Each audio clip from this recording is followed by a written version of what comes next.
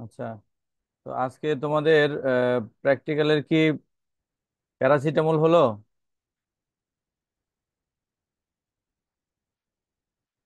না স্যার, আজকে না ড্যান্সার স্যার, অ্যানথ্রাসিন আর ম্যালিক। Dancer sir.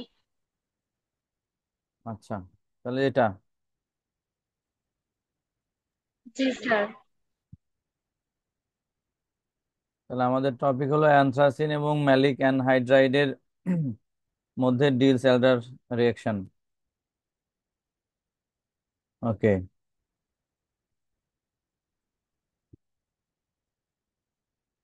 সবাই মোটামুটি আজকে জয়েনিং কারো সমস্যা হচ্ছে? এখন পর্যন্ত কেউ যদি মেসেজ দেয় তাহলে বলিও জয়েনিং এর সমস্যা হচ্ছে কিনা।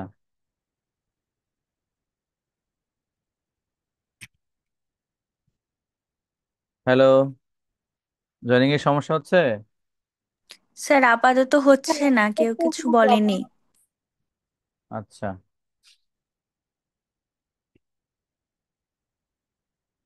ঠিক আছে।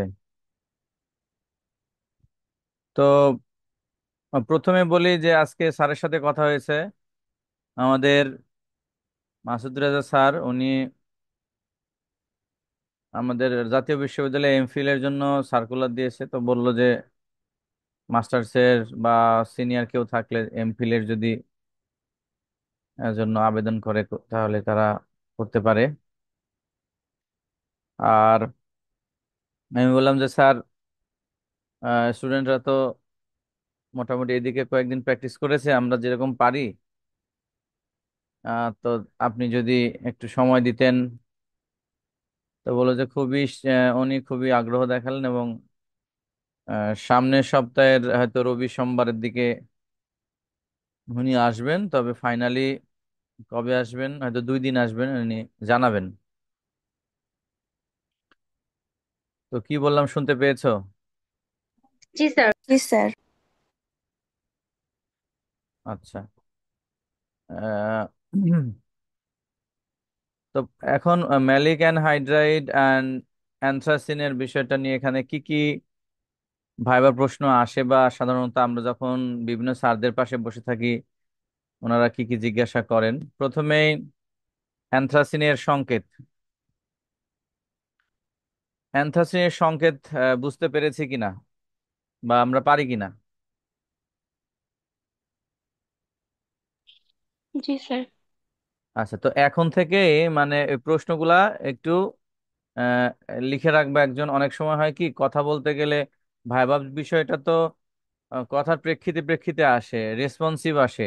একজন একটা উত্তর দেয়, সেখান থেকে আবার কি হয় আবার কি হয় এভাবে আসে। তো আমরা একটু, রেকর্ডিং তো আছে তার সাথে, আহ, যারা রেগুলার ক্লাস করো কেউ একজন একটু নোট করবা কি কি প্রশ্ন আমরা বলছি আর কি, আলোচনার মধ্যে কি কি প্রশ্ন উঠে আসছে। প্রথমে অ্যানথ্রাসিনের সংকেত। অ্যানথ্রাসিনের সংকেত নিয়ে কারো কোনো সমস্যা নাই, কারণ এখানে আমাদের চক্র আছে কয়টি? 3টি চক্র আছে, তাই না? এখানে অ্যানথ্রাসিনের মধ্যে যে চক্র, সেই চক্র কয়টি আছে? 3টি আছে। এখানে আমরা লাইন লাইন ড্র করি।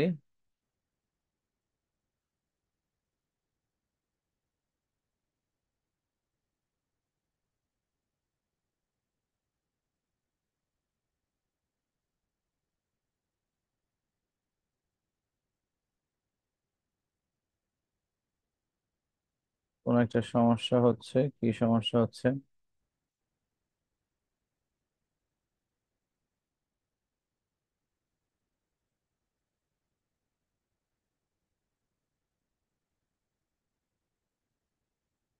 আচ্ছা, এবার হবে।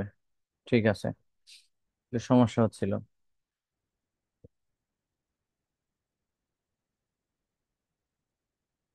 ওকে, তো এখানে আমরা অ্যানথ্রাসিনের যে সংকেত আমরা এখানে দেখলাম, সেই সংকেতে এখানে হাকেল নীতি বলে একটা কথা আছে। হাকেল নীতি মনে আছে? হাকেল নীতি কি?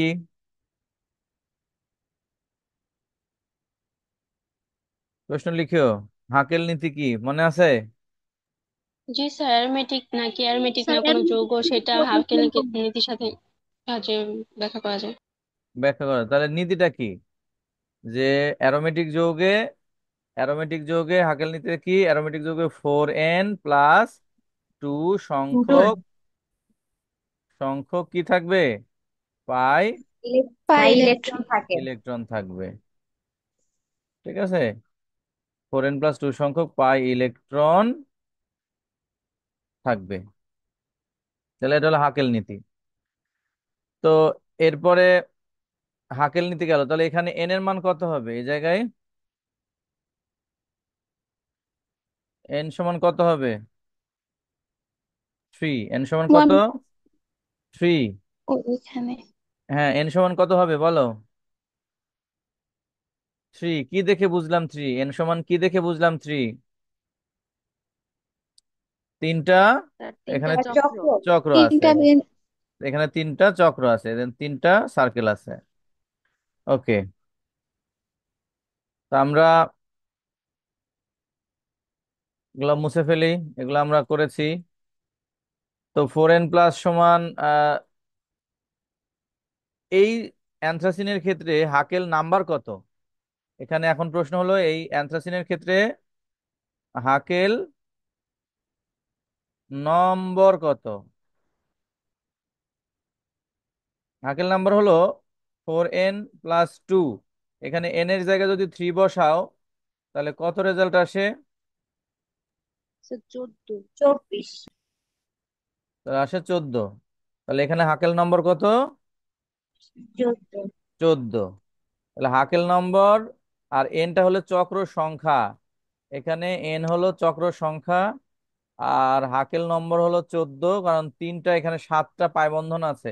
1 2 3 4 5 6 7, 7টা, 7টা পাই বন্ধনে মোট 14টা ইলেকট্রন, তাহলে মিলে গেল 7টা পাই বন্ধনে ইলেকট্রন কত? 14টা। তাহলে এই যে এটার সাথে মিলে গেল কিন্তু। যাই হোক, এখানে হাকেল নম্বর 14। এইটা কি অ্যারোমেটিক যৌগ কিনা, এই যৌগটা কি অ্যারোমেটিক না অ্যারোমেটিক না?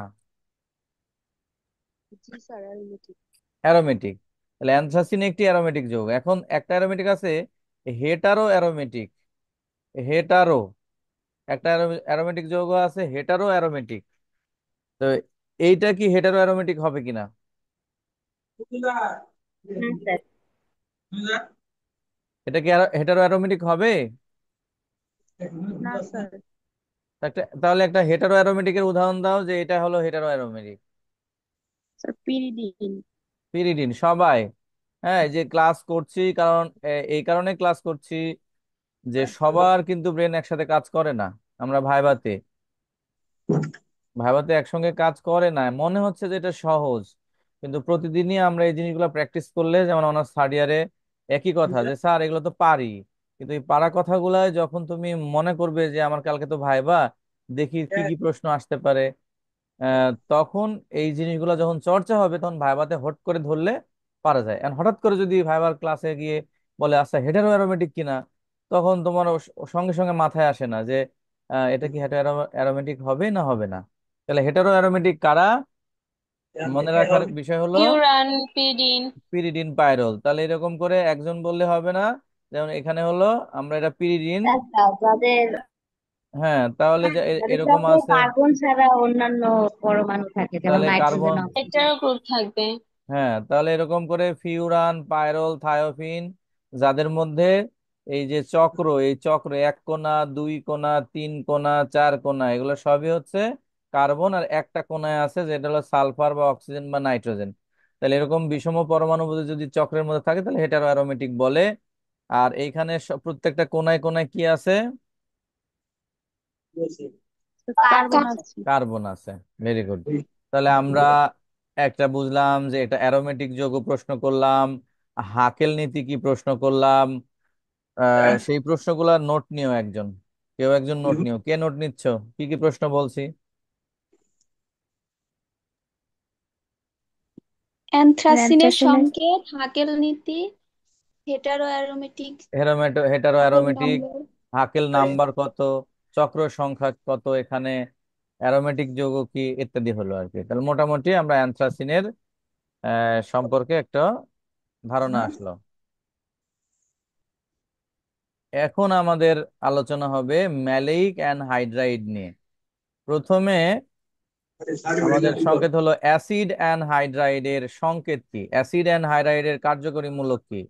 এখানে যে সংকেতটা, এটা একটা ভুল আছে এখানে, যে আমি যে খাতা দেখে তুলেছি, কেউ একজন সংশোধন করতে পারবা এখানে কোথায় ভুল আছে? জি স্যার, কার্বনের দ্বিবন্ধন দিয়ে অক্সিজেন। কোনটা, এই যে নিচে, তাই না? জি জি স্যার।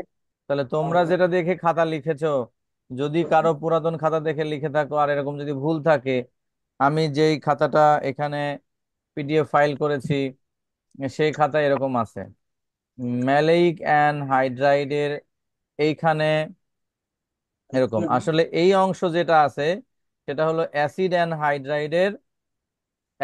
হাইড্রাইড নামক যে কার্যকরী মূলক আছে আমাদের, সেই ক্লাসটা কার্যকরী। করে আচ্ছা, কেউ একজন সাউন্ড অফ করে ফেলো, কেউ মিউট করে রাখো, যখন রেসপন্স করবা তখন আনমিউট করে কথা বলো।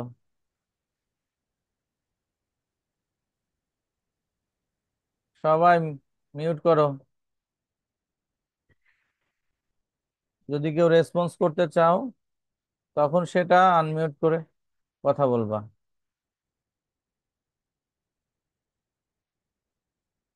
ওকে, তো এখানে আমরা অ্যাসিড অ্যান্ড হাইড্রাইডের সংকেত একটু লিখি। যেটা কার্যকরী মূলক, এখানে ডাবল বন্ড থাকবে, অক্সিজেন থাকবে, ডাবল বন্ড থাকবে। তো এইটা হলো অ্যাসিড অ্যান্ড হাইড্রাইডের কার্যকরী মূলকের সংকেত। এটা হলো অ্যাসিড অ্যান্ড হাইড্রাইড। তো আমরা যদি এখানে CH3 দিই, এখানে একটা CH3 দিই, তাহলে এটা হলো ইথানোয়িক অ্যাসিড অ্যান্ড হাইড্রাইড। এইটা মূলত দুইটা ইথানোয়িক অ্যাসিডের যুক্ত করার ফলে এখানে চলে এসেছে আর কি। যাই হোক, এই অংশটুকুন হলো আমাদের অ্যাসিড অ্যান্ড হাইড্রাইডের কার্যকরী মূলকের সংকেত। এখন এটার নাম ম্যালিক অ্যাসিড অ্যান্ড হাইড্রাইড কিভাবে হলো সেইটা বোঝার জন্য আমরা এটা একটু আহ পাশে সাদা জায়গা নিই। উম, এই যে এইগুলাতেও আমি লিখতে পারবো, একটু পাশের সাদা জায়গাগুলো রাখি।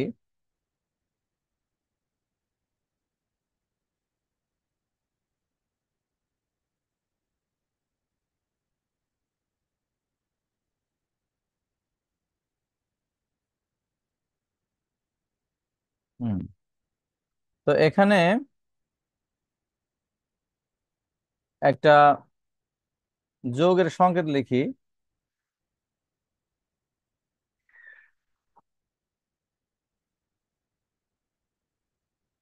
C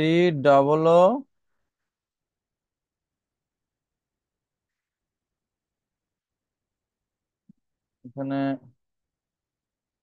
C এইচ, এখানে একটা C লিখবো, C। আজকে বুঝছি না এরকম সমস্যা করছে কেন আর কি। এখানে লিখি C। এখানে C। এখানে একটা এখানে একটা এইচ, এদিকে C। এদিকে একটা এইচ। এই এই জায়গাটা একটা যৌগ লিখলাম। তো এই যৌগের এটার নাম কি হবে বলো? সিস ম্যালিক তো এখানে যদি আমরা এরকম এখানে হাইড্রোজেন দিয়ে যদি এখানে C। দিই, trans malic fumaric acid. Trans trans fumaric acid একজন বলেছে, ফিউমারিক অ্যাসিড। হ্যাঁ, তো এটা এখানে মূলত যে যৌগটা লেখা আছে ম্যালিক অ্যান্ড হাইড্রাইড, এখানে একটা প্রশ্ন ছিল যে ফিউমারিক অ্যাসিড এবং ম্যালিক অ্যাসিড এই দুইটার মধ্যে যেটা সিস, সেটাকে বলে ম্যালিক অ্যাসিড। কথা বোঝা আর যাচ্ছে?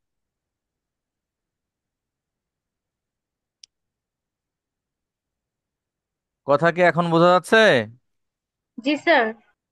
জি স্যার। জি স্যার। আচ্ছা, বলছি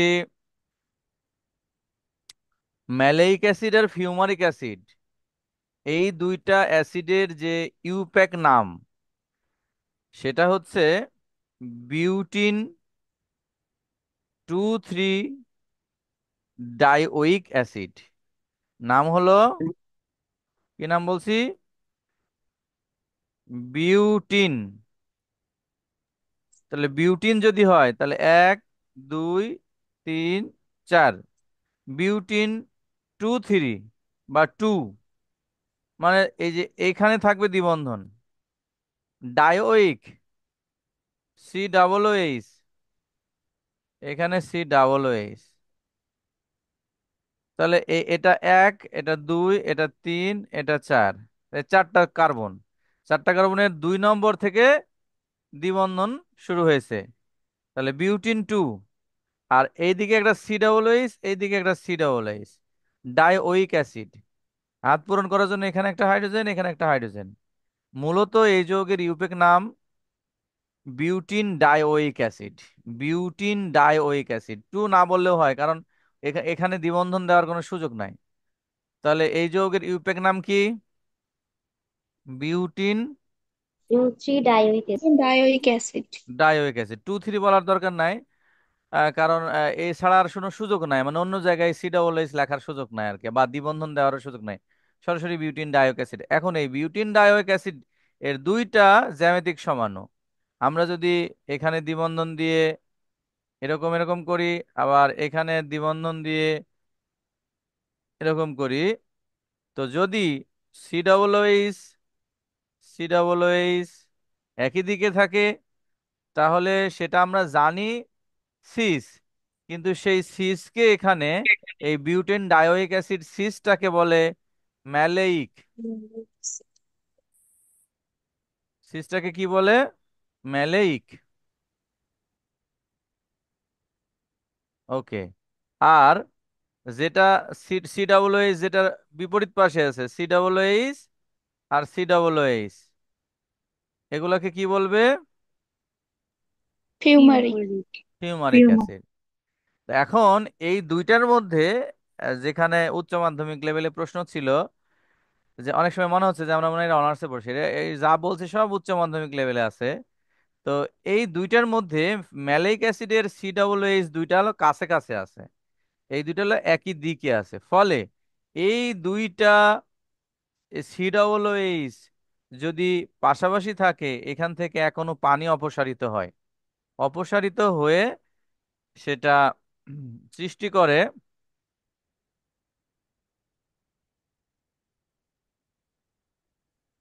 দেখো,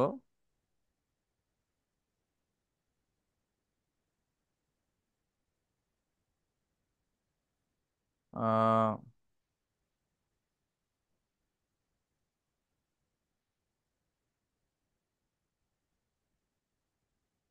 এগুলো মুছে দিলে ভালো। তা না মুছলেও সমস্যা না, আমরা ফাঁকা জায়গায় লিখি, এখানে লিখি। তো এখানে আমি এখানে লিখছি এইভাবে, সি COOH, এখানে লিখলাম COOH। ফলে এদিকে হাইড্রোজেন, এদিকে হাইড্রোজেন থাকে। এখন এই যে দেখো, এইচ একটা জায়গায় এইচ আর একটা জায়গায় OH, এখান থেকে OH বাদ দিব আর এখান থেকে এইচ বাদ দিব, তাহলে এখনো পানি অপসারিত হলো। তাহলে বাদ দেওয়ার কাজটা এইভাবে করি।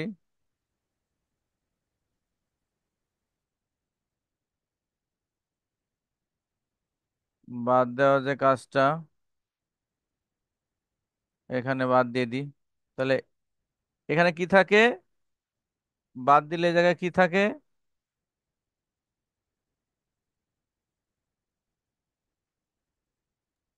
COO। COO। আর এখানে থাকে OH, শুধু ও। শুধু ও। তাহলে এখন যদি আমরা ওইখানে আঁকাই, দেখো, এই COO কে, এই ওটাকে আমরা দাগ দিয়ে নিচে দেখাইছে, এখানকার ওটাকে দাগ দিয়ে উপরে দেখাইছে। আর এখানে একটা যে একটা অক্সিজেন থাকে, এই অক্সিজেনটাকে এই দুইটার মাঝখানে দেখাইছে।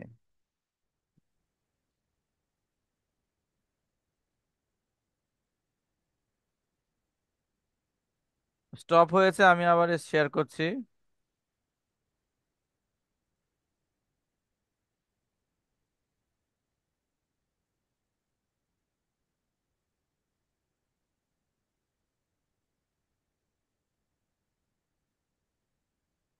ওকে।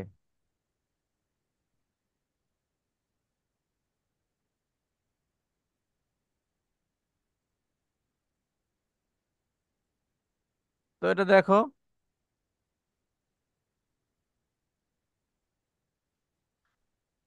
তাহলে এই যে গঠনটা এখানে এখন আসলো, বলো কি থেকে এসেছে মূলত?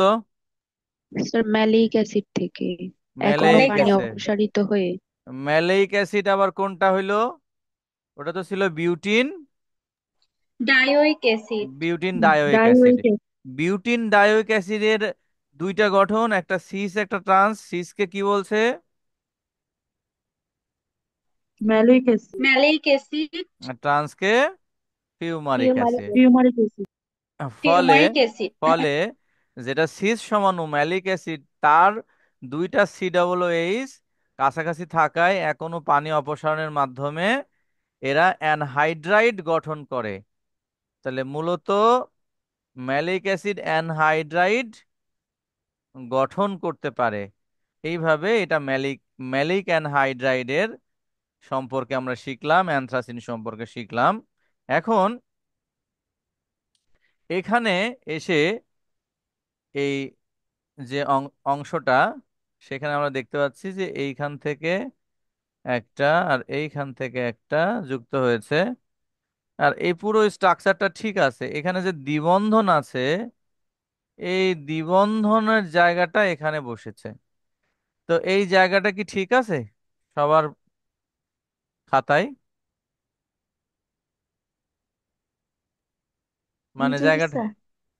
জায়গাটা কি ওই রকমই কিনা? স্যার স্যার সেকেন্ড আরেকটা বেঞ্জিন থেকে বন্ধন দেয়া দেয়া। আছে,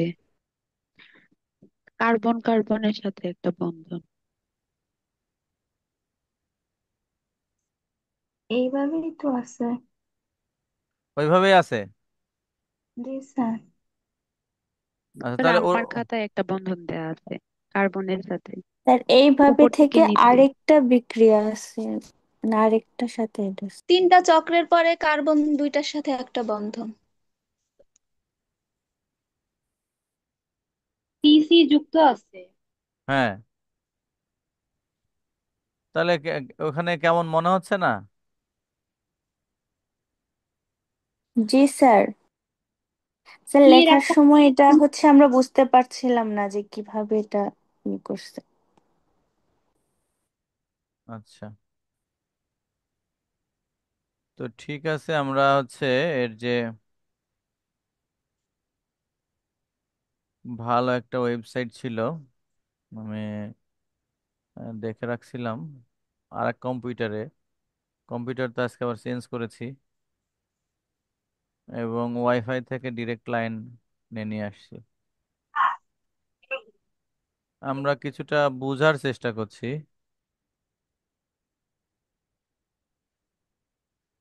শেয়ার করি পেজটা, তাহলে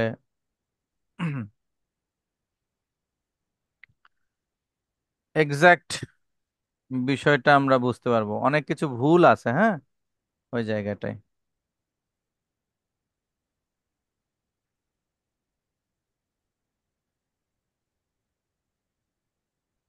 ওহো, এমন এমন সব জিনিসগুলা উঠে আসে, মানে এই যে অনলাইনে সব।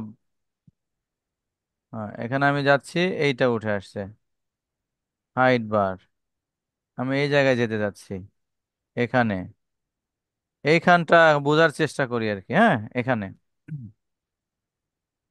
কারো বইতে মাঝখানেরটাই আছে নাকি এরকম? স্যার আমারটাই ছিল মাঝখানের থেকে। মাঝখানে থেকে, তা আমরা জি একটু স্যার। শিওর, আমরা একটু একটু মাঝখান থেকে আছে। আচ্ছা, একটু শিওর হই এই জায়গাটায়। এইখানে আমি প্রথমে হলো আগে আমাদের যেটা যাদের যাদের খাতায় এরকম লেখা আছে, তাদের ক্ষেত্রে একটা প্রশ্ন করতে চাই। তাদের ক্ষেত্রে একটা প্রশ্ন করতে চাই যে এইখানে যে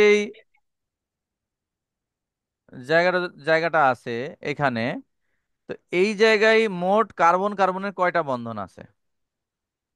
দুইটা বন্ধু। দুইটো, তাই না? যদি দুইটা। দুইটা দুইটা বন্ধন থাকে, তাহলে এইখানে কার্বনের সব বন্ধন কি পূরণ হয়েছে?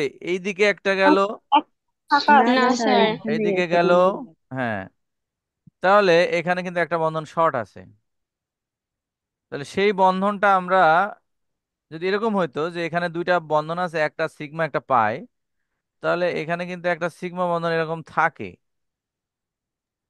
জি স্যার, এমন বন্ধন জি দেওয়া আমার স্যার, কাছে। এমন আছে, এটার পরে আবার আরেকটা সংকেতে এটা লেখা। হুম। তো সেই জায়গাটা খেয়াল করতে হবে, এখানে ভুল আছে। যদি কারো এই জায়গায় এরকম থাকে, এটা ঠিক করে নিতে হবে। কি জন্য? কারণ এখানে যে পাঁচ কোণা বিশিষ্ট যে এই যে আমাদের অ্যানহাইড্রাইড, সেটার ফিগারটা কিন্তু ঠিক রাখতে হবে আর কি। এখানে এই এই পুরো অংশটা এইটার মতো, এই যেটার মতো, এই সেম জিনিস, তাহলে এখানকার বন্ধনটা থাকবে। এখন এখানের যে, এইখানে পায় বন্ধন ভেঙে দিলে এই দুইটা যে হাত হয়, সেই দুইটা হাত গিয়ে আমাদের এখানে এই এই শেষের কার্বনে বা মাঝের কার্বনে আমাদের যুক্ত হওয়ার কথা। তাহলে আমাদের যে রেপিউটেড যেগুলা ওয়েবসাইট আছে, সেই ওয়েবসাইটে যদি আমরা লক্ষ্য করি, তাহলে এখানে কোনটার সাথে যুক্ত করেছে? মাঝেরটার সাথে। কোনটার সাথে যুক্ত করেছে? মাঝেরটার সাথে। ফলে মাঝেরটার মধ্যে কিন্তু দ্বিবন্ধনের ঘাটতি আছে, পুরোটা দ্বিবন্ধন নাই। দেখো, মানে হুবহু সবটার মধ্যে যদি যেমন যা আছে তেমন যদি তেমন অবস্থায় থাকে, তাহলে যুক্ত হওয়ার বিষয়টি এখানে কিভাবে ঘটলো সেটা একটু নলেজ নেওয়ার বিষয়। এক, এছাড়া আমরা বাইজুসের, বাইজুস তো খুব আমাদের ইম্পর্টেন্ট একটা, এখানে দেখি আছে কিনা, বাইজুসে ওইটা নাই। তারপরে আমাদের এইখানে যে ওয়েবসাইট, সেই ওয়েবসাইটে আছে কিনা।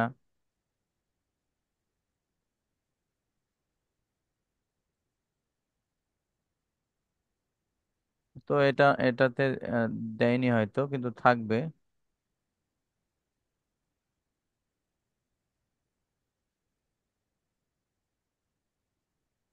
এই যে পেয়েছি,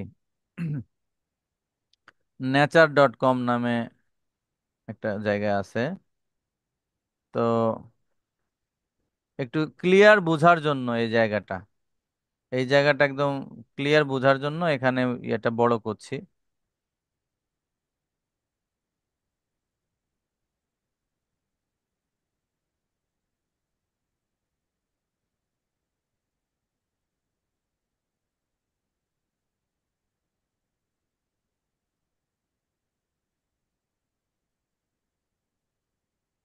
এত বড় হয়ে গেছে শেষে।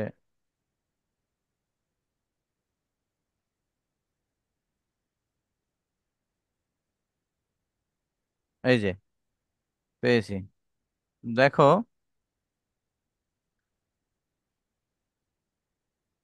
ফ্রন্টিয়ার মলিকুলার অরবিটাল, এখানে অনেকগুলো অপশন দিছে। এই যে জায়গাটা, এদিকে চক্র ঠিক আছে, এদিকে চক্র ঠিক আছে, আর মাঝখান দিয়ে ওই চক্রটা বসছে, ওই এইভাবে দেখাচ্ছে। আবার পাশে এটাকে দেখাচ্ছে। তার মানে বোঝা যাচ্ছে যে এটা বিভিন্ন জায়গায় যুক্ত হতে পারে, কিন্তু এখানে যে স্টেবিলিটি, মানে এটা বোঝাচ্ছে যে দুই ধরনের হতে পারে, মাঝেরটাও হতে পারে, এটাও হতে পারে। বাট এটার স্টেবিলিটি, এই স্টেবিলিটি দেখাইছে হচ্ছে 70, আর এটার স্টেবিলিটি দেখাচ্ছে 50। তো এটার কারণ হলো যে বিভিন্ন রকম স্টেরিক বাধা ইত্যাদি, এগুলোর কারণে বোঝাচ্ছে। এরকম করে বিভিন্ন রকম চিত্রের মাধ্যমে এটা বোঝানো হয়েছে। তার মানে যদি আমরা মাঝে দিই সেটাও হয়, আর যদি যদি যে সেটা সাইডে দিই সেটাও করা যেতে পারে। তবে যার স্টেবিলিটি, এখানে যে অ্যারোমেটিক স্টেবিলাইজেশন, কিলো, যেখানে যদি এই শক্তিটা যত কম হয় সে বেশি স্থিতিশীল হয়। এ, ঠিক আছে। এটা বলছে ফ্রন্টিয়ার মলিকুলার অরবিটাল কোএফিসিয়েন্ট এবং অ্যারোমেটিক স্টেবিলাইজেশন। যে স্টেবিলিটির দিক থেকে দেখা যাচ্ছে যে সেটা 50 কিলো ক্যালোরি, সেটার স্টেবিলিটিটা বেশি। তাহলে মাঝেও হতে পারে, সাইডেও হতে পারে, বিভিন্ন রকম ভাবে এটার চিত্র আমাদের ওয়েবসাইটে এক একজন এক এক রকম ভাবে দিয়েছে, এবং বিভিন্ন বইতেও তা আছে। স্যার মাঝখানে যদি যুক্ত হয় তাহলে কি দ্বিবন্ধন দুইটা থাকবে মাঝখানের বলয়ে? মাঝখানের বয়লে দ্বিবন্ধন থাকবে না। এই যে এখানে একটা ছবি দেখাচ্ছি, বা এই যে এখানে একটা ছবি আছে, এটা বেশি ফ্রেশ। এভাবে লিখলেই ভালো। রিসার্চ গেট সিকিউরিটি রিকোয়ার্ড,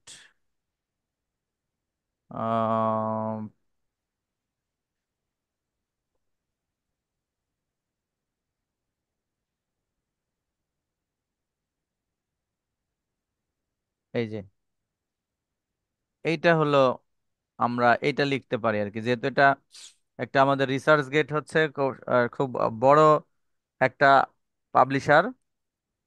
বড় পাবলিশার যেহেতু এভাবে লিখেছে, তাহলে আমরা এটা এভাবে লিখতে পারি মাঝখান দিয়ে। এটা অন্য যৌগ, কিন্তু ডিএল স্যাটার যে শুধু এক, মানে শুধুমাত্র আমাদের যে আহ, কি বলে অ্যানথ্রাসিন আর ম্যালিক হাইড্রাইড দিয়ে হয় তা না। এটা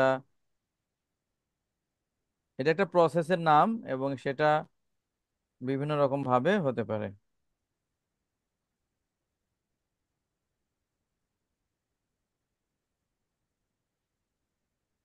কেউ যদি সাইডে দেয় তাহলে সেক্ষেত্রে আমাদের একটা দ্বিবন্ধন থাকবে, সাইডে দিলে একটা দ্বিবন্ধন থাকবে, মাঝখানে দিলে একটাও দ্বিবন্ধন থাকবে না, এই পাশে তিনটা ওই পাশে তিনটা, এরকম হবে। এই পাশেও তিনটা দিতে হবে, এই পাশেও তিনটা দিতে হবে, মাঝেরটার মধ্যে কোনো দ্বিবন্ধন থাকবে না। দ্বিবন্ধন নাই তার মানে দুই পাশে আছে, এই পাশে আর এই পাশে।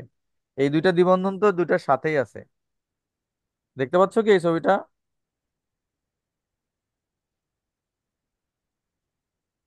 সবাই কি এই ছবিটা দেখতে পাচ্ছ?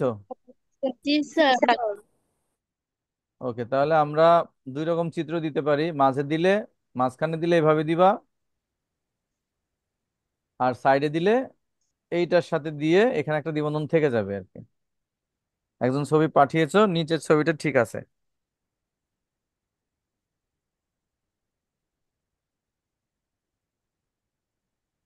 এই যে দেখো এটা, এই ছবিটা দেখো, কোথায় দিয়েছে? ম্যালিক অ্যানহাইড্রাইড দেখছো, অ্যানথ্রাসিন দেখছো না, জাইলিন, পুরোটা মানে আমাদেরটাই কিন্তু এটা।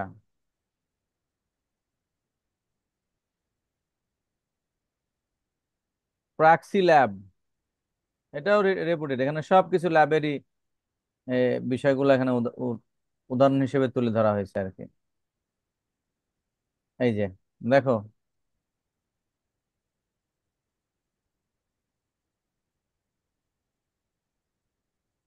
এই এই জায়গার চিত্রটা কি বুঝতে পারছো? এখানে কি করছে, যে এই যে দুই কোণায় এই এই কার্বনের সাথে এটা, ওই কার্বনের সাথে এটা, আর বাকি পুরো ফরম্যাটটা এভাবে ঠিক রেখেছে।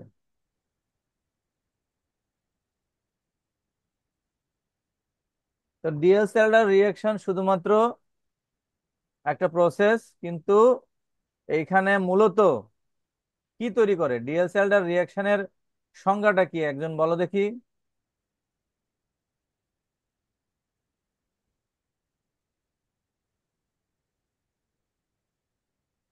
স্যার কনজুগেটেড ডাইনের সাথে বিক্রিয়া করবে দিয়ে আর কি দ্রুত তৈরি যৌগ করবে? বা অ্যাডাক্ট তৈরি করে। হ্যাঁ, সেটাই হচ্ছে বিষয়, যে এখানে আমাদের সাইক্লো যে যৌগ, সেই যৌগের সাথে একটা মানে অ্যাডিশন রিয়াকশন হবে। সাইক্লো যৌগের সাথে মূলত অ্যাডিশন, তো সেটা যে কোনো যৌগের সাথেই হতে পারে।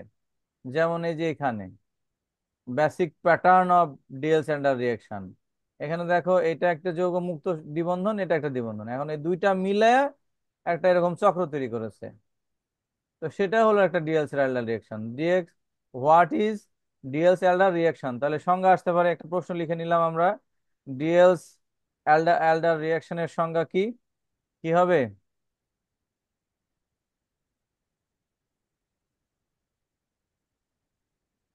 বলো তো? কনজুগেটেড ডাইন থাকবে। ডাইনের সাথে বিক্রিয়া করে যৌথ যৌগ গঠন করে। হ্যাঁ, যুত যৌগ, কিন্তু সেটা হলো সাইক্লিক অর্গানিক সাইক্লিক। কম্পাউন্ড। হ্যাঁ, সাইক্লিক হবে আর কি। এটা হচ্ছে মেইন একটা বিষয়, যে জিনিসটা সাইক্লিক থাকবে। ওকে, তাহলে আমরা আবার এখানে চলে যাই। এখন এই প্রস্তুতির পরে এখানে তেমন কিছু নাই এর, এটার তেমন কোনো আর ভাইবার মূলক প্রশ্ন ধরে না। কি পেয়েছো কি প্রস্তুতি করেছো কিনা, তুমি অ্যানথ্রাসিনের সংকেত লিখতে পারো কিনা, ম্যালিক অ্যান্ড হাইড্রোজেনের সংকেত, বিক্রিয়াটা লিখে দেখাও। বিক্রিয়া লিখে দেখানো হলো। ডিএল সেলের রিয়াকশন কাকে বলে এতটুকু শেষ। জাইলিন যে যৌগগুলো আছে, সেই জাইলিন যৌগের সংকেত বলতে পারে প্রভাবক হিসেবে জাইলিনের সংকেত। তাহলে আমাদের এইটার কাজ শেষ। তাহলে আজকে এইটা শেষ হলো। আর আরেকটু একটু বলে শেষ করি আজকে। ওইটাতে শেষ হলো প্যারাসিটামল। প্যারাসিটামলের সামনের দিন আরো এখানে ব্যাখ্যা আছে। আমরা আজকে শুধু প্যারাসিটামলের যে রিয়াকশন এখানে দেখা আছে, সেই রিয়াকশনের জায়গাটায় যাব, যেখানে কোন কোন বিষয়গুলা আমাদেরকে পড়তে হবে। মূলত এখান থেকে এটা বিষয় না, বিষয়টা হচ্ছে যে এখান থেকে আমাদের লক্ষ্য করা বিষয় যে ফেনল থেকে ফেনল থেকে এই যে দুইটা, এই বিক্রি কি করেছো কিনা কখনো। তাহলে এখন আমরা পড়ছি, আজকে আমরা এখন পড়তে যাচ্ছি, যারা ক্লাস দেখবে তারা যাদের মনে থাকে, যে প্যারাসিটামলের যে সংশ্লেষণ এবং তার যে পরীক্ষাটা আমরা সামনের দিন পড়বো, থার্ড ইয়ারের কোর্স থেকে ভালো করে বুঝবো। ফেনল, এখানে প্রশ্ন হলো ফেনল এর সংকেত। ফেনলকে একটা অ্যাসিড, ফেনলকে অ্যাসিড নামে ডাকা হয়, সেই অ্যাসিডের নাম কি? প্রশ্ন, ফেনলকে কি অ্যাসিড নামে ডাকা হয়? Anyone answer? ফেনলকে কি নামে ডাক? Carbolic acid. Carbolic acid. সবাই মনে শুনলে তো, কারণ এটা ভাইবার ক্লাসটা যাতে সবাই উপকৃত হয় আর কি। 27 জন দেখাচ্ছে, মানে আমি সহ 26 জন, বাকিরা নাই কেন জানি না আর কি। ফাও ফাও তো গ্রুপের মধ্যে থাকার দরকার নাই আর কি। যাদের সমস্যা আছে, এখনকার ক্লাসটা আমি এখনই দিয়ে দিচ্ছি আর কি। আর গত দিনের ক্লাসটা তো খুব ঝামেলা হয়েছিল, ওই জন্য আমি দেখি যে ওইটার মধ্যে আসলে ইম্পর্টেন্ট কতটুকু আছে, ওইটুকুন কেটে আমি দিয়ে দেবো। আজকে ক্লাস 3-র ভিডিওটা আমি কিছুক্ষণের মধ্যে আপলোড করছি, যারা ক্লাস করেনি তাদেরকে দেখে নিতে বলবো আর কি। মানে ফাও ফাও তো এর মধ্যে থাকার দরকার নাই আর কি, শুনতে খারাপ লাগলেও। মানে এইটা তো এমন কিছু না যে এই স্যারের এখানে ক্লাস না করলে আমার খুব সমস্যা হবে ইত্যাদি, এরকম কিছু না। আমরা জানার জন্য, এখন জানতে গিয়ে যদি খালি গ্রুপের মধ্যে বসে থাকি তাহলে তো হবে না। শুনলে বেসিক নলেজ বাড়ে, মানে বেসিক নলেজ এমন না বসে আমি পরে দেখে নিব, এরকম না। এই যে গল্প শুনছো, একজন আরেকজনের কথা বলছি, রেসপন্স করছি, উত্তর দিচ্ছি, এইখান থেকেই জিনিসটা মনে থাকবে। এই ইফোর্টটাই আমাদের কাজে লাগবে। তা যা হোক, কার্বলিক অ্যাসিড হলো। এখন ফেনলের যে OH মূলক, এই মূলকটা সক্রিয়কারী মূলক না নিষ্ক্রিয়কারী মূলক, এ একটা প্রশ্ন। সাইড নোট করিও আর কি। সক্রিয়কারী মূলক, সক্রিয়কারী মূলক। তাহলে নিষ্ক্রিয়কারী মূলকের একটা উদাহরণ দাও। Toluene. Nitro group. Nitro, Nitro. Nitro. তাহলে আমি মূলকের নাম বলতে বলেছি, আমি টলুইন তো তুমি যৌগের নাম বলে ফেললে। বা তুমি বলতে পারো যে এইটার উপরে যদি CH3 দিই সেটার সক্রিয়কারী হবে, তাহলে তুমি বলবে স্যার নাইট্রোবেনজিনের নাইট্রো মূলকটা হলো নিষ্ক্রিয়কারী মূলক। তাহলে ফেনলের অ্যালকোহলের OH টা কি? সক্রিয়কারী মূলক। OH টা কি মূলক? সক্রিয়কারী মূলক।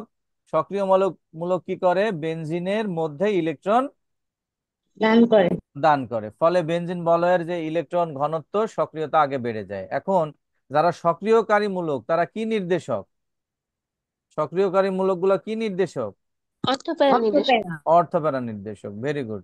আর অর্থপ্যারা নির্দেশক বলেই এই যে কনসেপ্ট গুলা, এগুলা কিন্তু আমাদের অনেক সময় ধরে, যে এখানে তাহলে আমাদের দুইটা হবে, ফেনল থাকবে এখানে, অর্থ পজিশনেও থাকবে, প্যারা পজিশনেও থাকবে। অর্থ পজিশনে থাকবে, প্যারা পজিশন। তাহলে আমরা প্যারা নাইট্রোফেনল তৈরি করে নিলাম। আর আমাদের যে প্যারাসিটামলের সংকেত কি? প্যারা, ইউপ্যাক নাম কি? প্যারাসিটামলের ইউপ্যাক নাম কি? প্যারা হাইড্রোক্সি অ্যাসিটানোলাইট। প্যারা হাইড্রোক্সি অ্যাসিটা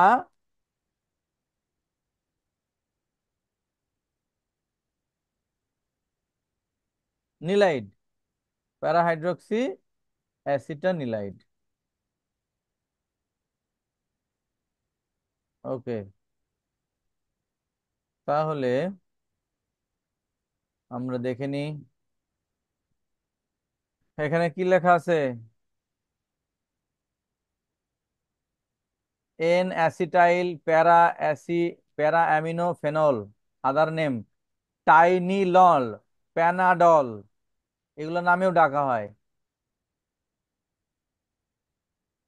ইউপ্যাক নাম কি? ইউপ্যাক নাম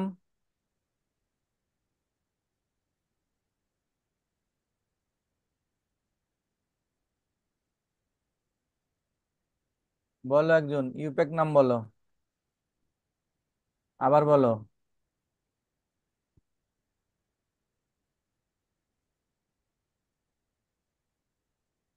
রিসার্চ গেট থেকে আসি, রিসার্চ গেট তো আমাদের খুবই স্বনামধন্য।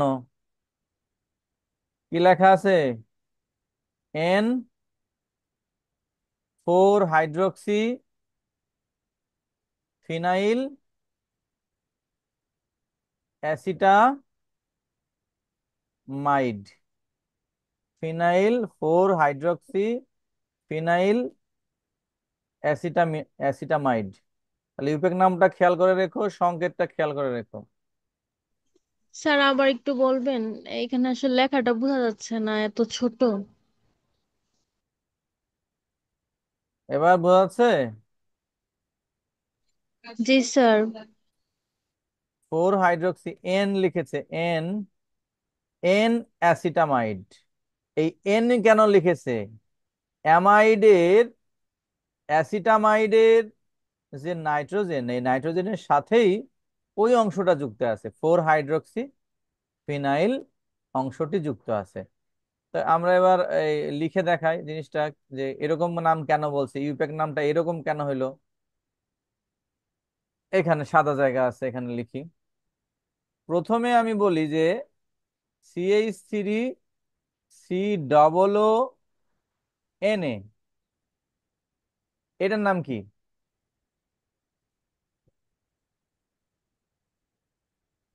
অ্যাসিটামাইড বা ইথানামাইড। এইটুকুন হলো অ্যামাইড মূলক। এই মূলকটা কি? অ্যামাইড মূলক। Amide amide. মূলক, ভেরি গুড। অ্যামাইড মূলক, আর এখানে একটা আর একটা, এখানে একটা, দুইটা কার্বন আছে, দুইটা কার্বন, এজন্য হচ্ছে এটা ইথেন। তাহলে ইথেনের সাথে অ্যামাইড, ইথানামাইড। ইথেন আর অ্যামাইড মিলে ইথানামাইড। আর আমরা জানি ইথানোয়িক অ্যাসিডকে আবার আমরা জানি অ্যাসিটিক অ্যাসিড এরকম নাম দেয়, তাই এটার নাম অ্যাসিটামাইড। তাহলে এটার নাম হলো অ্যাসিটামাইড। এখন অ্যাসিটামাইডের এই নাইট্রোজেনের সাথে দুইটা হাইড্রোজেন আছে, আমরা করব কি, একটা হাইড্রোজেন বাদ দিব, বাদ দিয়ে এখানে একটা ফেনল যুক্ত করব, ফেনল। তাহলে এখন এটার কি নাম হলো? Phenyl অ্যাসিটামাইড, phenyl অ্যাসিটামাইড। কি নাম হলো এটার? ফিনাইল অ্যাসিটামাইড। অ্যাসিটামাইড। এখন ওই ফিনাইলটা কার সাথে যুক্ত আছে? এই নাইট্রো, নাইট্রোজেনের সাথে।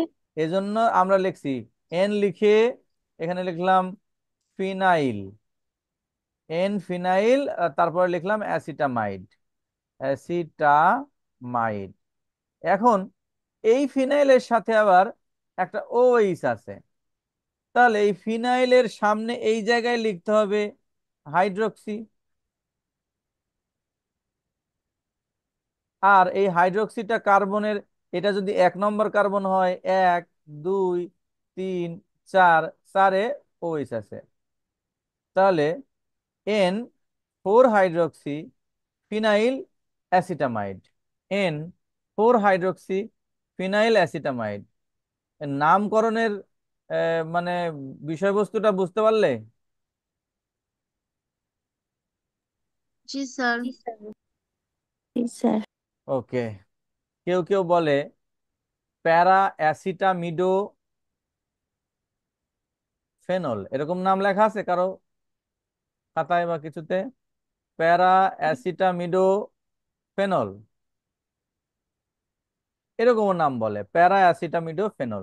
তাহলে এখানে আমাদের আজকের ক্লাস শেষ করব। এইখানে আমাদের প্যারাসিটামলের সংকেতটা বুঝতে হবে ভালো করে।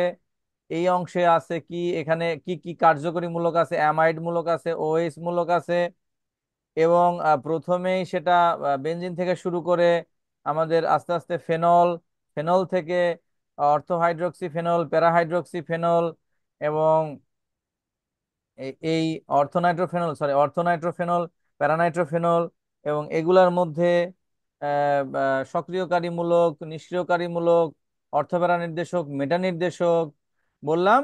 বলার পরে তারপরে তো পরে যাব, এইখানে আরেকটা বললাম ফেনল, ফেনলটা কি ধর্মী, অম্লধর্মী, এবং এটাকে কার্বলিক অ্যাসিড বলা হয় ইত্যাদি। এইখানে একটা কনসেপ্ট আছে যে এই দুইটার মধ্যে আমরা একটা প্রশ্ন পড়েছিলাম যে একটার স্ফুটনাঙ্ক বেশি, একটার স্ফুটনাঙ্ক কম। কোনটার স্ফুটনাঙ্ক বেশি, কোনটার কম, মনে আছে? কোন জায়গার প্রশ্ন, কখন পড়েছি স্যার, কোন দিন পড়েছিলাম, মনে করতে পারছি না। হাইড্রোজেন বন্ধনের কারণে যে ভেরি গুড, ভেরি অর্থোনাইট্রোফেনলের। Good, very good, very good. কে বললে? প্রশ্ন উত্তর কে দিলে? স্যার আমি পান্না। পান্না উত্তর দিছে, বাকিরা উত্তর দেওয়ার চেষ্টা করিও আর কি। কারণ এই রেসপন্সিভ জায়গা থেকে ব্রেনের মধ্যে এক ধরনের পজিটিভ ভাইব সৃষ্টি হয় আর কি, যে কোনো সব জায়গার ক্ষেত্রে আর কি। মানে ধরো যখন তোমার একটা জায়গায় 5টা স্টুডেন্ট থাকবে, 5টা স্টুডেন্টের মধ্যে কেউ যখন ভালো বলবে, অটোমেটিক্যালি টিচাররা তাদের যে যখন নম্বর ইনপুট করে তখন মানে মনে হয় যে ও তো একটু পারে, তাহলে ওকে কেন কম দিয়ে আরেকজনকে কেন বেশি দেবো। সো এই জিনিসগুলা মাথায় রাখতে হবে। আমরা ভাইবা পরীক্ষার আগে আমরা নিজেরাই একবার আমরা যাচাই করব যা যা পড়াচ্ছি সেগুলো পড়ছো কিনা। কারণ থার্ড ইয়ারের ক্ষেত্রে দেখেছি আমি প্রশ্ন টাইপ করে দেওয়ার পরেও অনেকে পড়েই আসেন আর কি, যারা ভালো স্টুডেন্ট ওগুলোর মধ্যে থেকেও পড়ে আসেনি। তো মনে করছি যে প্র্যাকটিক্যাল না প্র্যাকটিক্যাল, স্যারের কাছে ক্লাস করছি মনে হয় অটো নম্বর পাওয়াই যাবে আর কি। ওইরকম বিষয় না। ক্লাসটা ফোর্থ ইয়ারের আমরা ভাইবা ক্লাস করছি যাতে টিচার কে যারা আসবে তারা অন্তত মানে তাদের সামনে যাতে প্রেস্টিজের জায়গাটা যাতে হ্যাম্পার না হয়। এখন তোমরা যদি কেউ যদি মনে করে থাকো যে স্যারের কাছে এখানে কি বলে এই যে অনলাইনে ক্লাস করছি তাহলে মনে হয় ভাইভাতে ভালোই মার্ক দিবে, বিষয়টা এরকম না। এখানে এখনো বলছি যে যদি এই ক্লাসের পরেও যদি কেউ লিভ নিতে চাও তাহলে লিভ নিয়ে নিও আর কি। কয়েকটা ক্লাস হওয়ার পরে তখন মনে হইলো যে তোমার এই ক্লাসটা করে কি লাভ, যারা যারা নামের লিস্ট দিয়েছো তারা প্রত্যেকেই কিন্তু এই ক্লাসে যে করবো নিজের স্বেচ্ছায় নাম দিয়েছো। আমি এই জিনিসগুলো সিরিয়াসলি বলছি আর কি, যে ক্লাস যখন করছোই তখন মনোযোগ দিয়ে করো যাতে ওইখানে পারফরমেন্সটা ভালো হয়। তো ভেরি গুড। এখানে আমাদের একটা প্রশ্ন একজন বলল যে হাইড্রোজেন বন্ধন, এই অর্থ নাইট্রোফেনলের ক্ষেত্রে হাইড্রোজেন বন্ধনটা খুব কাছাকাছি হয় এবং সেটাকে বলে অন্ত আণবিক হাইড্রোজেন বন্ধন, অন্ত আণবিক। হ্যাঁ, এটাকে বলে ইন্ট্রা, ইংলিশে বলে ইন্ট্রা, ইন্ট্রামলিকুলার, ইন্ট্রামলিকুলার। আর যেটা দূরে আছে সেটা কি করে, সেটা নিজেদের সাথে করতে পারে না, তখন এই সেম সাইজের আরেকটা নাইট্রোমূলক, এখানে একটা আরেকটা অংশ, এখানে আরেকটা, এখানে আরেকটা, এরকম করে অসংখ্য প্যারা প্যারানাইট্রোফেনলের মধ্যে, প্যারানাইট্রোফেনলের মধ্যে অসংখ্য এরকম করে একটা হাইড্রোজেন বন্ধন সৃষ্টি হয়। ফলে অনেকগুলো প্যারানাইট্রোফেনল একসাথে তারা অবস্থান করতে পারে। এখানে আছে আন্তঃ আণবিক হাইড্রোজেন বন্ধ, আন্তঃ আণবিক, এবং এটাকে ইংলিশে বলে ইন্টার, ইন্টার। তাহলে একটাতে ইন্টার মলিকুলার হাইড্রোজেন বন্ড আর একটাতে ইন্ট্রামলিকুলার হাইড্রোজেন বন্ড। তো এখানে খেয়াল রাখতে হবে যে আমাদের অর্থোনাইট্রোফেনলে যেহেতু দুইটা কাছাকাছি, অন্ত আণবিক হাইড্রোজেন বন্ধন থাকার কারণে এটা একাই থাকে, কিন্তু যেটা প্যারানাইট্রোফেনল সেখানে একা থাকে না, অনেকগুলা আহ প্যারানাইট্রোফেনল একসাথে অবস্থান করে বলে তাদের স্ফুটনাঙ্ক বেড়ে যায় আর কি। তাহলে এটা ছিল। সামনের দিন আমরা এরপরে তো নিচের অংশটা আছে, এটা মূলত বিজারণ বিক্রিয়া, এবং এই কমন একটা বিক্রিয়া নাইট্রোমূলকটাকে অ্যামিন মূলকে পরিণত করার জন্য এই যে টিন এবং হাইড্রোক্লোরিক অ্যাসিড দেওয়া হয়, এটা কমন একটা বিজারণ বিক্রিয়া। এবং পরবর্তীকালে এই যৌগটার নাম কি, একটু আগে বলে আসলাম, এই যৌগটার কি নাম? Acetic anhydride. Acetic acidic anhydride বা ইথানোয়িক অ্যানহাইড্রাইড। এবং এটার স্ট্রাকচারটা দেখাইছি যে CH3CO ও আবার COCH3। সো এখানকার যে অ্যামিন মূলক ছিল, অ্যামিন মূলকের একটা হাইড্রোজেন সরে গেল, সরে গিয়ে এই প্যারা অ্যাসিটামিডোফেনল বা আমাদের কি নাম হলো, প্যারাসিটামলের নাম কি হলো? র্যান four hydroxy phenyl acetamide. Four hydroxyphenyl acetamide. Very good. তো সামনের দিন আমরা এইখান থেকে এই অ্যাসিটিক অ্যাসিড প্যারাসিটামল প্রস্তুতির পরে এটাকে আবার এর আইডেন্টিফিকেশন আছে, কার্যকরীমূলক শনাক্তকরণ আছে, সেটা আমরা সামনের দিন করব। আর প্রথমের দিকে যারা ক্লাসে ছিল না তাদেরকে বলি যে স্যারের সাথে কথা হয়েছে, স্যার তোমাদের সাথে দেখা করতে আসবেন। আহ, দুইটা কারণ, একটা হলো তোমাদের প্র্যাকটিক্যাল বিষয়ে উদ্বুদ্ধ করা বা এই বিষয়গুলা একটু ডিসকাস করা, প্লাস স্যার যেহেতু জাতীয় বিশ্ববিদ্যালয়ের আছে, স্যার বলছে 15 তারিখের আগে আমাদের এই যে টিচারদের লিস্ট আসবে না, এটা বলে দিয়েছে যে 15 তারিখের হয়তো কাছাকাছি সময়ে গিয়ে পাবেন। আজকে আমাদের কয় তারিখ গেল, 9 তারিখ চলে গেল, আর সামনের সপ্তাহে আমরা এটা পাবো। আর স্যার সামনের সপ্তাহে তোমাদের সাথে দেখা করতে আসবেন। আহ, আমি বলেছি যদি 2টা দিন সময় হয় তাহলে ভালো। আর যারা প্র্যাকটিক্যাল বুঝতে চাও, রিয়েলি কিছু শিখতে চাও, তারা অবশ্যই আসবে। স্যারের ডেট যখনই জানাই দিবে তখন আসবে। আর তার সাথে যারা আহ, কি বলে থিসিস, মাস্টার্সে থিসিস করতে চাও, তারা অবশ্যই স্যারের সাথে যোগাযোগ করবে, প্রয়োজনীয় স্যারের সঙ্গে কন্টাক্ট নাম্বার বা স্যারের হোয়াটসঅ্যাপের সঙ্গে যুক্ত হয়ে নিবা।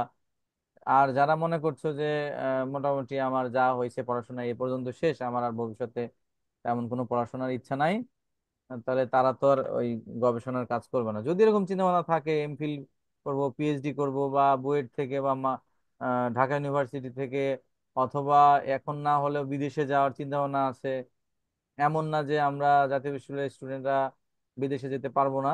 আমাদের অ্যাক্টিভিটি যদি সঙ্গে জড়িত হতে পারি তাহলে দেখা যাচ্ছে বিভিন্ন জায়গায় স্কলারশিপ বা অন্যান্য মাধ্যম দিয়ে তোমরা এগুলো যোগাযোগ করলে আস্তে আস্তে পারবা। আমাদের যে জায়গাটা ল্যাকিং সেটা হলো গবেষণা। যদি কেউ গবেষণা মানে তাহলে ওই রকম মেন্টালিটি গ্রো করতে হবে যে ইফোর্টটা দেওয়া যেতে হয়। আর যদি চিন্তা করো যে এটাতে করব, হবে কি হবে না ইত্যাদি, এই মানে যখন তুমি গবেষণায় যাবা অবশ্যই তোমাকে ওইরকম মেন্টালিটি নিয়ে করতে হবে। আমাদের ল্যাবটা তখন তুমি ইউজ করবা, উন্মুক্ত থাকবে, যে কোনো সময় যে কোনো কাজ এসে করবা, ল্যাবে জিনিস কেমিক্যাল থাকবে, এসে এসে প্র্যাকটিস করবা আর কি। আর গবেষণার কাজগুলা এই যে এরকম না যে আমরা যেমন একটা ইয়া নিলাম, প্যারাসিটামল প্রস্তুতি পরীক্ষা হয়ে গেলে, এরকম না। তোমাকে বললো যে 10 রকম গাছের পাতা সংগ্রহ করো, 10 রকম গাছের পাতা সংগ্রহ করে প্রত্যেকটার মধ্যে এই কেমিক্যালটা মিশিয়ে কি কি রেজাল্ট পাওয়া গেল, এরকম করে দেখা যাচ্ছে তোমাকে রেগুলার কাজ করতে হবে আর কি। কাজ করে একটা আউটপুট দিতে হবে যে স্যার এরকম এরকম কাজ করেছি, এইরকম পাওয়া গেল, তথ্যগুলো লিখে রাখতে হবে ওইখান থেকে একটা আহ, মানে প্র্যাকটিক্যাল খাতা যেমন আমরা লিখি দেখে দেখে, আর ওটা দেখে দেখে না, তুমি যা কাজ করেছে সেটার উপরেই হচ্ছে ওই লেখাগুলো থাকবে। এই হলো আমাদের থিসিস। তো আমি আশা করব স্যার আসলে তোমরা যারা এরকম আগ্রহী তারা স্যারের সান্নিধ্যে এই জিনিসগুলো বুঝে নিবা বা তার সঙ্গে কন্ট্যাক্ট করার চেষ্টা স্যার করবে। স্যার আসলে একটু আমাদের গ্রুপে একটু বলে দিয়েন, তাহলে আমাদের জন্য সুবিধা হয়। তা তো অবশ্যই তোমাদের জন্যই তো আনা আর কি। আমি তো ক্লাস নেওয়ার শুরুতে যারা আমার ওই যে ইরা আসছিল তখন তো আমি বললাম যে স্যারকে আমি কিভাবে আনবো, তোমাদের ইয়া থেকেই তো হচ্ছে যে তার সম্মানী বা তার যাতায়াত খরচ দিয়ে দিয়ে সব ওইগুলা দিব আর কি। স্যারকে একটু ভালো মতো ইয়ে করলে স্যার হয়তো আমাদের এই বিষয়গুলো হেল্প করবে না। তো ঠিক আছে, আজকে এ পর্যন্ত। আমি এখনই ক্লাসের এটা রেকর্ডিংটা স্টপ করে কনভার্ট হয়ে গেলে আমি আপলোড করে দিচ্ছি। আসসালামু আলাইকুম স্যার। আসসালামু আলাইকুম স্যার। স্যার আসসালামু আলাইকুম। আসসালামু আলাইকুম স্যার। আসসালামু ওয়া আলাইকুম। ওয়ালাইকুম আসসালামু আসসালাম। আলাইকুম স্যার। ওয়ালাইকুম আসসালাম।